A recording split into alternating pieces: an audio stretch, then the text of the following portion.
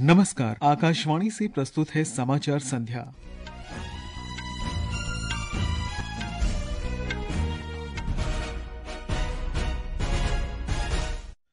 विदेश मंत्रालय ने कहा, भारत और अमेरिका लोगों की बेहतरी तथा शांति और सुरक्षा सुनिश्चित करने के लिए एकजुट होकर कार्य करेंगे।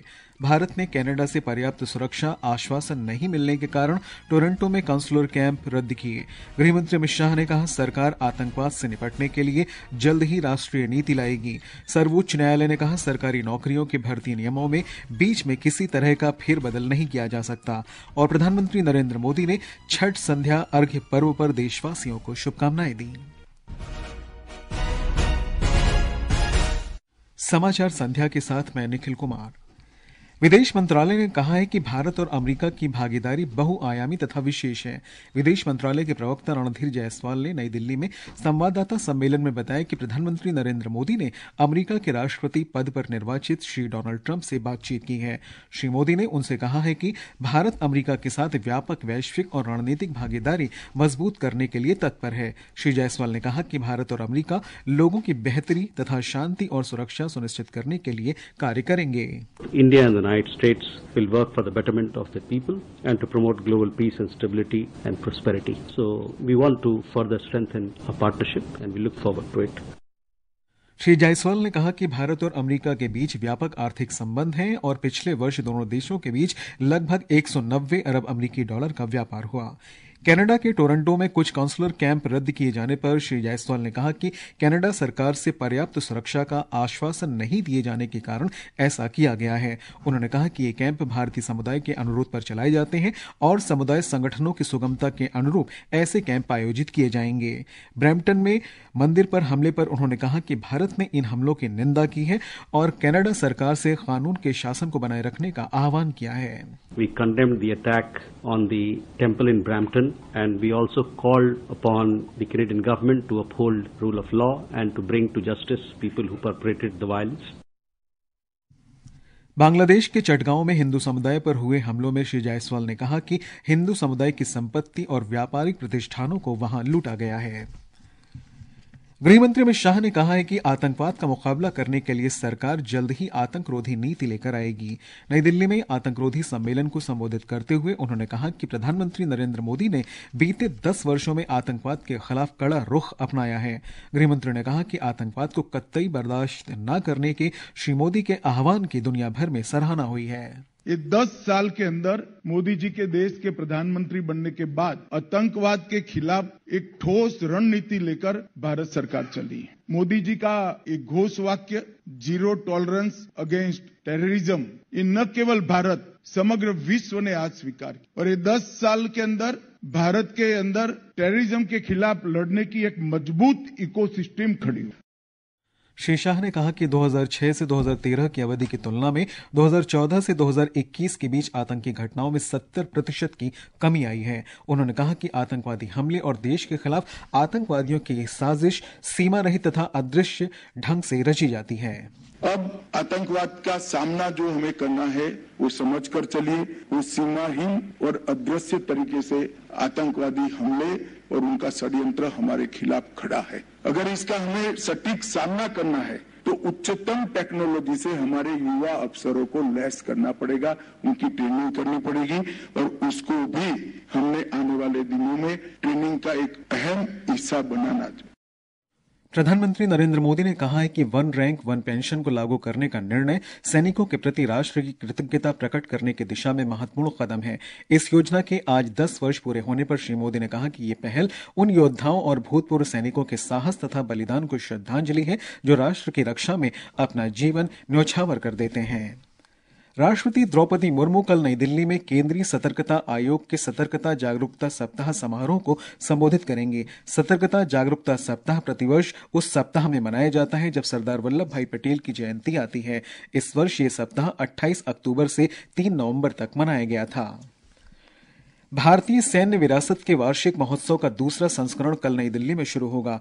2 दिन तक चलने वाले इस आयोजन में वैश्विक और भारतीय विचारक, निगम, निजी तथा सरकारी क्षेत्र के उपक्रम, विद्वान और शोधकर्ता भारत की राष्ट्रीय सुरक्षा, विदेश नीति, सैन्य इतिहास तथा सैन्य विरासत पर विचार विमर्श करेंगे। इसके अलावा रक्षा अनुसंधान और विकास संगठन अपनी उपलब्धियों तथा आत्मनिर्भर भारत अभियान में अपने योगदान को प्रदर्शित करते हुए एक फोटो प्रदर्शनी भी आयोजित करेगा। ये समाचार हमारी वेबसाइट www.newsonair.gov.in और हमारे न्यूज ऑन एआईआर ऐप पर भी उपलब्ध हैं। समाचार संध्या में आपका फिर स्वागत है। उच्चतम न्यायालय ने कहा है कि सरकारी नौकरियों में भर्ती के निर्धारित नियमों में किसी प्रकार का फेरबदल नहीं किया जा सकता। न्यायालय ने व्यवस्था दी है कि चयन में नियम मनमाने नहीं होने चाहिए और संविधान के अनुच्छेद 14 के अनुरूप होने चाहिए। उच्चतम न्यायालय ने सर्वसम्मति से कहा कि सरकारी भर्तियों की प्रक्रिया में पारदर्शिता तथा भेदभाव रहित नीति अपनाई जानी चाहिए ताकि उम्मीदवारों को किसी प्रकार की परेशानी न हो। उच्चतम न्यायालय ने आज राष्ट्रीय कार्यबल की रिपोर्ट सभी राज्यों और केंद्र शासित क्षेत्रों के मुख्य सचिवों तथा चिकित्सक संगठनों समेत अनेक पक्षों को उपलब्ध कराने के आदेश दिए हैं। इस वर्ष अगस्त में कोलकाता के आरजीकर मेडिकल कॉलेज और अस्पताल की एक डॉक्टर की हत्या तथा दुष्कर्म के बाद उच्चतम न्यायालय के निर्देशों पर केंद्र सरकार ने एक कार्यबल का गठन किया था। राष्ट्रीय कार्यबल ने चिकित्सा कर्मियों की सुरक्षा और यौन प्रताड़ना से बचाव पर अपनी सिफारिश दी है। झारखंड में राष्ट्रीय जनतांत्रिक गठबंधन और इंडिया गठबंधन के नेता चुनावी सभाएं कर रहे हैं। भाजपा की वरिष्ठ नेता और केंद्रीय मंत्री अन्नपूर्णा देवी ने कहा कि झारखंड की जनता राज्य में हेमंत सोरेन के नेतृत्व वाली सरकार के कुशासन से नाखुश है। झारखंड में जिस तरह से राज्य की सरकार इंडी गठबंधन की सरकार है, लोग काफी त्रस्त है, लोग परेशान है। आज इस सरकार के द्वारा राज्य को बदनाम करने का काम किया, राज्य के लोगों को छलने का काम किया। तो अब आम जनता इस चुनाव का बीड़ा उठाई है और निश्चित रूप से आने वाले समय में जो एक संकल्प है लोगों का कि फिर से एनडीए की सरकार हमें बनानी है। वहीं झारखंड मुक्ति मोर्चा की नेता कल्पना सोरेन ने खूंटी में जनसभा की। उन्होंने कहा कि हेमंत सोरेन सरकार के कार्यकाल में कई विकास परियोजनाएं पूरी हुई हैं। झारखंड में 2 चरणों में इस महीने की 13 और 20 तारीख को चुनाव होंगे। उधर महाराष्ट्र में चुनाव प्रचार जोर पकड़ रहा है। सभी राजनीतिक दल चुनाव अभियान के माध्यम से वोट हासिल करने की कोशिश कर रहे हैं। भारतीय जनता पार्टी के स्टार प्रचारकों की सूची जारी किए जाने के बाद अब कांग्रेस ने भी अपने स्टार प्रचारकों की सूची जारी कर दी है। कांग्रेस पार्टी ने आज मुंबई के तिलक भवन में अपनी अभियान समिति की बैठक के बाद अपने स्टार प्रचारकों की सूची की घोषणा की, जिसमें कांग्रेस अध्यक्ष मल्लिकार्जुन खड़गे, राहुल गांधी, प्रियंका गांधी, सिद्धारमैया, रेवंत रेड्डी शामिल है। पार्टी ने कहा कि ये सारे नेता 12 से 17 नवंबर के बीच राज्य भर में विभिन्न रैलियों में व्यक्तिगत रूप से अलग अलग प्रचार सभा करेंगे। उप मुख्यमंत्री और भाजपा नेता देवेंद्र फडणवीस ने नांदेड़ और यवतमाल जिलों में कई अन्य इलाकों में रैलियां की। वहीं शरद पवार ने नागपुर और गोंदिया जिलों के नागपुर, पूर्व, काटोल और तिरोदा में रैलियां की। प्रधानमंत्री नरेंद्र मोदी कल महाराष्ट्र विधानसभा चुनाव के लिए राजनीतिक अभियान की शुरुआत करने वाले हैं। प्रार्थना के साथ देवप्रिय भट्टाचार्य जी, आकाशवाणी समाचार, मुंबई। महाराष्ट्र में इस महीने की 20 तारीख को 288 सीटों पर मतदान होगा।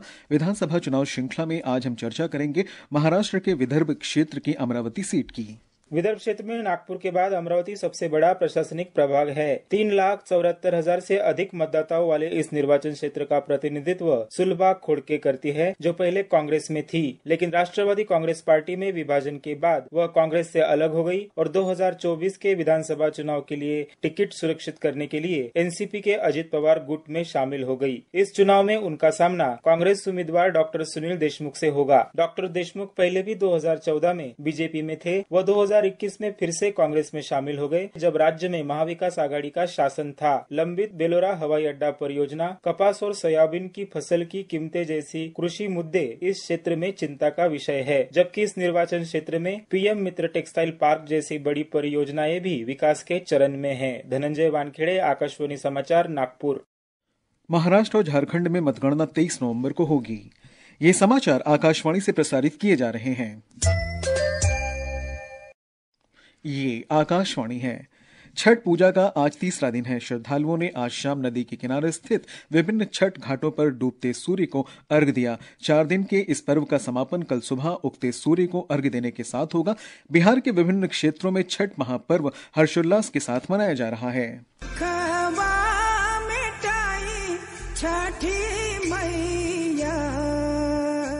छठ पूजा के तीसरे दिन बिहार के विभिन्न सूर्य मंदिरों में आज लाखों की संख्या में श्रद्धालुओं ने अस्ताचलगामी भगवान भास्कर को सांध्य अर्घ्य अर्पित किया। औरंगाबाद स्थित देव सूर्य मंदिर, नालंदा के ओंगारी धाम, पटना के ओलार्क और नवादा के हड़िया सूर्य मंदिर तथा अन्य प्रसिद्ध सूर्य मंदिरों में पूजा अर्चना के लिए बड़ी संख्या में लोग पहुँचे हुए हैं। मुख्यमंत्री नीतीश कुमार और केंद्रीय स्वास्थ्य मंत्री JP नड्डा ने विशेष जलयान से विभिन्न स्थानों का भ्रमण किया। गंगा नदी के छठ घाटों पर महापर्व के दिव्य माहौल का साक्षी बनने के साथ दोनों ने लोगों को पर्व की शुभकामनाएं भी दी। धर्मेंद्र कुमार राय, आकाशवाणी समाचार, पटना।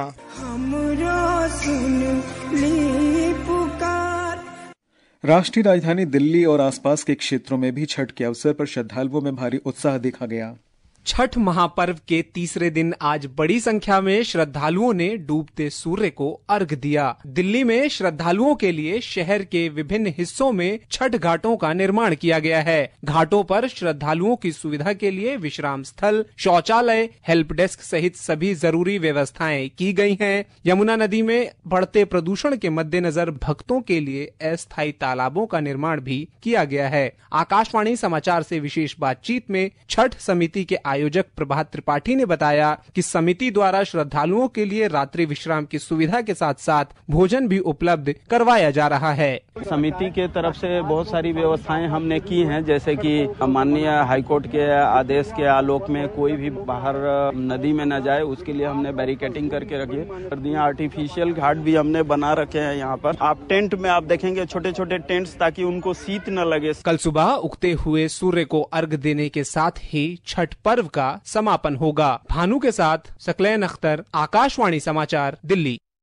प्रधानमंत्री नरेंद्र मोदी ने देशवासियों को छठ पर्व की शुभकामनाएं दी हैं। उन्होंने कामना करते हुए कहा कि छठ महापर्व सभी के जीवन में सुख, समृद्धि और सौभाग्य लेकर आए।